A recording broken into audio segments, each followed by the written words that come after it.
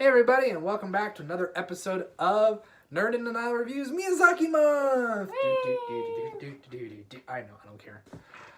But this week, we are reviewing another Miyazaki movie from my childhood that I watched a lot when I was growing up. Thank you, Toonami. Spirited Away. This is an interesting one, ladies and gentlemen, if you have not seen it. Honestly, I'm glad we started with Kiki's Delivery Service because... Ease me into the weird. Ease you into the weird. But also, Miyazaki, there's never a Miyazaki movie, at least all the big ones, that is completely grounded in reality. There's always one aspect of fantasy to it.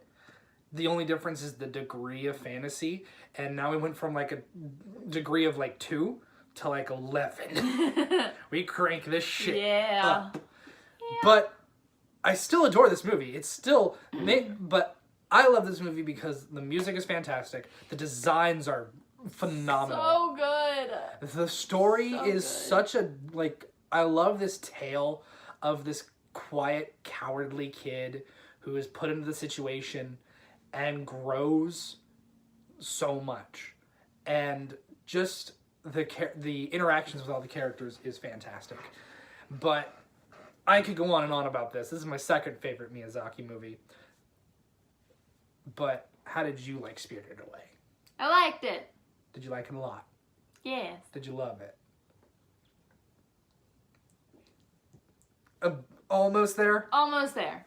Okay, that's fair. It's almost there. Because it's very weird. It's very, very weird, yes. But when you are an otaku like me, and you are so much more accustomed to the Japanese culture with spirits and gods, there's nothing. There's a fucking lot of them. Mm-hmm. So, I love how, the start of this movie, she's bad-mouthing the parents because the mom is an asshole. The mom is an asshole! And I'm just sitting there going... Don't be a bitch! I'm just sitting there going, oh, you don't have to worry about her.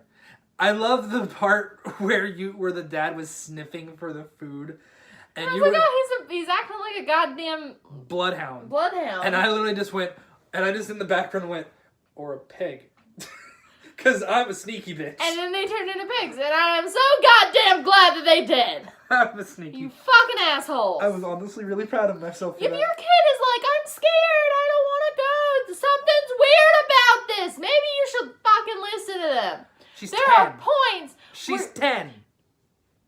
That place was fucking weird. It was an abandoned... or they thought it was an abandoned theme park. You don't need to ever go to an abandoned theme park. Of course there's something haunting it. Okay, first of all, I do agree with you on the fact that they should not have just started eating the piles of food.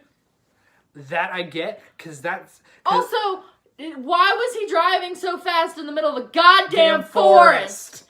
Why did you have to go the other way when you could see your house right there? This was made in...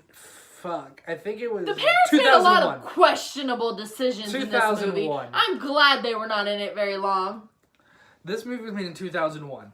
So, parents were dumb. That stereotype of men take shortcuts and never ask for directions was still a thing. Oh my god, but why were you going 90 miles an hour in the goddamn forest? There was no need for that. But it was... Where were you trying to get so fast? But let's not talk too much about the parents since they're only in like 8% of the movie. Glad they turned into pigs. Shut up. Let's talk about our main character. Isn't she great?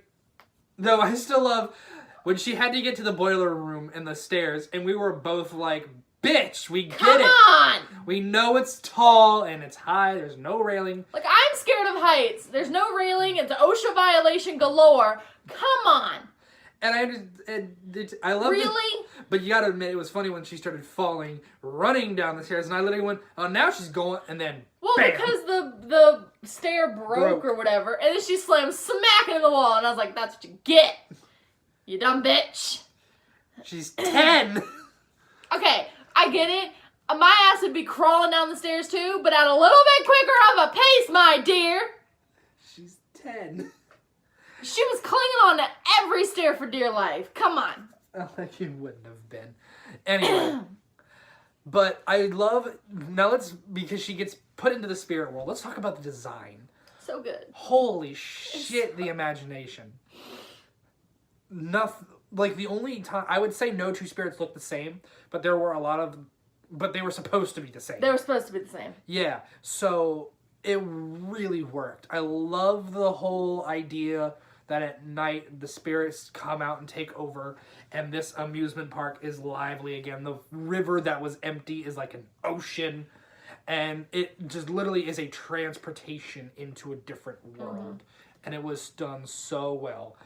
And I love that that's stuck to, like, literally you can only see the spirits on this theme park area.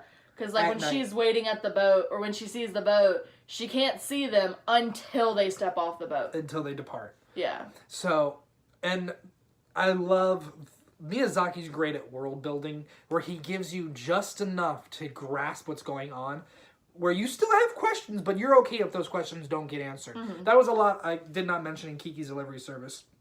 I had so many questions about how this whole witch thing worked, but I went, you know what? I'm going to enjoy the ride. Oh, yeah. But in this one, all the questions are like, just, you know, why they turned to pigs, like it's answered. And it's just so well done. I love this movie. Now let's talk about Haku. I loved him. He was great. The fact that he immediately shows up and just goes, Chihiro, why the fuck are you here? And she's just sitting there going, how do you know me? What? Huh? Which, to be fair, at 10 years old, I'd have been like, what the? Oh, yeah. I'd be freaked the fuck out by what was happening around me. And, like, she was. And the fact that she was disappearing, she couldn't touch stuff, she just saw her parents turn to pigs. It's traumatizing shit. But the moment she gets in the boiler room and kind of realizes the adrenaline is kind of calming down and she's breathing and she goes, okay, they're not trying to kill me. That's plus. She steps up. Like, the whole thing of step up or step out, step aside, she stepped the fuck up. I mean, she was a big baby about it for quite a while. But after that first night, she kind of... But, yeah. Like I said, the adrenaline was coursing through her veins, but the moment she woke up the next morning and went, okay, got eye on the prize, she was determined.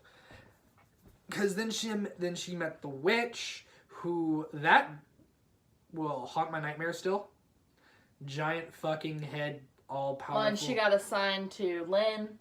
Who was amazing. Who's amazing. And I love that Lynn puts on this bravado of like, fuck you, this and that, blah, blah, blah. And then she turned around and was like, are you okay? I will take care of you. She was such a big sister. Like, as soon as they went behind closed doors, amazing. This is the new girl. We're gonna take care of her. It was amazing. Because while they're all spirits and she's a human, I think most people were like, the racism wasn't. Oh, the racism was there.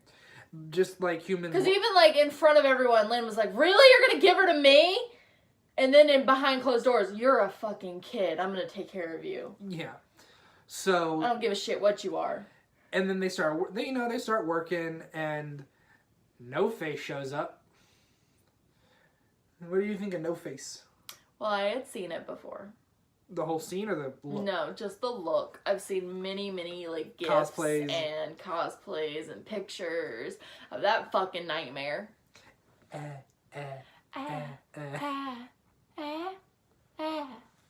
just gonna ask for shit like that now. Oh yeah, now. She already does this. It's true. I just look at him and go,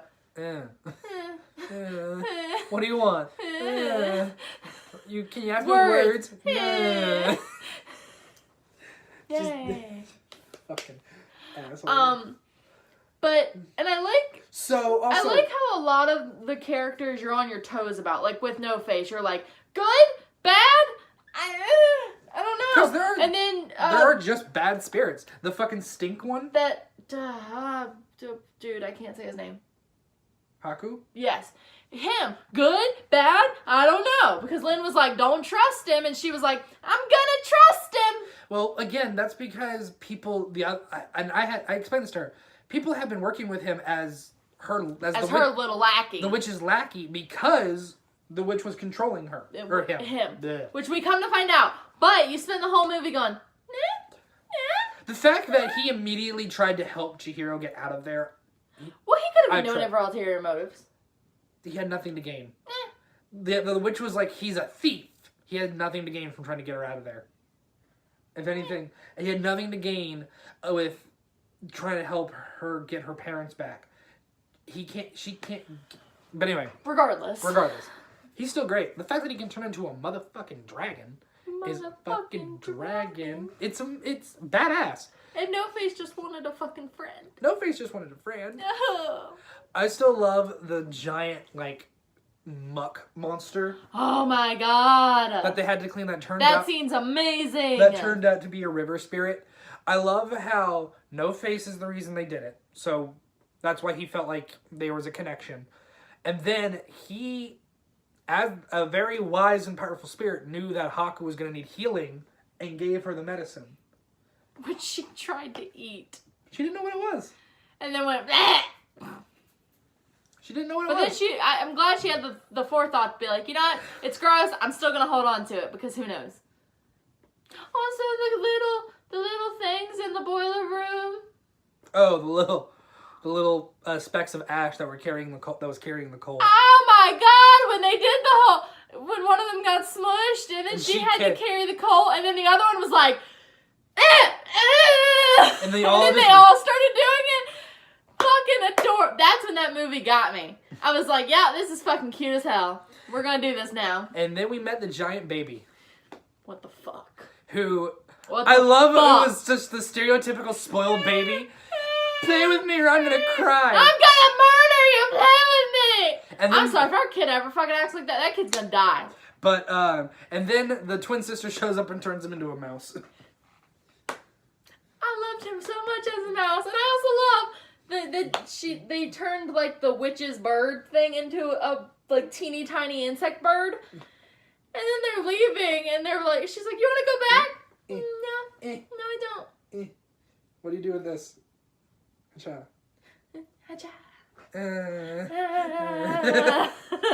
It was so great. I loved them, and then they're like, you want to go back? No. She's like, you could have changed back at any point. And they were like, nah. But he did change back when it mattered. He did change back when it mattered, and was like, mother, no, not gonna do this anymore. If you make her cry, I won't like you. I won't like you. That's the fucking Mom. Thing. I'm also glad that we didn't have to worry about her going back on her word with the whole pass the test and I'll rip up the contract, because the contract ripped itself up like, bitch, you lost. Yeah. That was so good. Granny was the cutest. The Kohaku River. Also, I love how they're flying back. She goes, I remember who you are. You're the Kohaku River Spirit. Stop. I'm a human now. We're falling.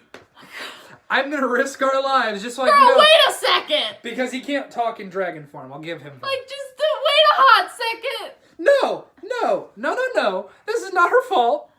That's his fault. He did not have to turn into a human to go, oh my god, you were right. Yes, he did. Because he could have been excited. It was the He shock. could have landed. It was the shock. He could have gone, pop.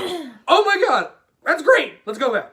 He could have landed. He did not have to risk their fucking lives. There was so much shock. Also, by the way, total bullshit. If you're free falling, you're not going to be able to hear jack shit anybody says. Very true. Because just wind. Wind. Back to wind. Wind coming back into play with all movies. Full circle. Full circle. Anyway, that was a fantastic movie. We said the last movie was a good thing to put on when we need a good thing. I think this is a good movie when I need to be inspired. Because goddamn, if I could be as mentally strong as Chihiro, I think I can get through anything.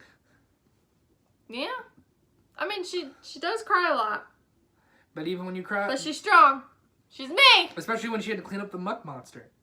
Very true. She was... Girl, kicked ass. She never gave up.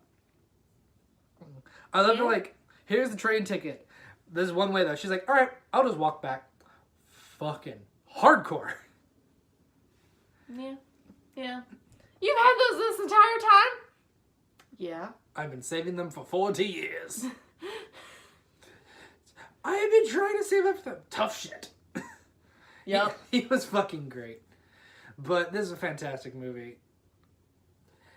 Now we're kind of going into the unknown territory, even for me. There are some Miyazaki movies I haven't seen.